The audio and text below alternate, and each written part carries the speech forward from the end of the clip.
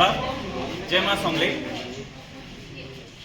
गला 17 तारीख आमर पश्चिम ओडिशार गोटे आवाज गोटे एंता स्वर जेनटा सबुदिन लाग बंद हो जाए, गोटे एंता आवाज जेनटा के सुनले गोटे दुखीर मुहे हसी फुटी आसूला। से आवाजटा आबे आमर दुनिया रे नहीं न, से आवाज होचन आमर पश्चिम ओडिशार माटी, आमर बलांगीर माटी, आमर निज जीवन सागर। से गोटे पछुआ अंचल रे जन्मग्रहण करी भी से सारा ओडिशा रे सारा भारत रे निजर माटीर ना रखिथिले तांकर गीतर माध्यम रे। तो आज आम समस्ते मिसिकी आमर मोर समिया फाउंडेशन तरफ आम जीवन श्रद्धांजलि दौचु। आम भगवान ने प्रार्थना करुचु जे से तांकर आत्माटा जेन भी थाउ शांति रहून, तांकर आत्मार सद्गति हो।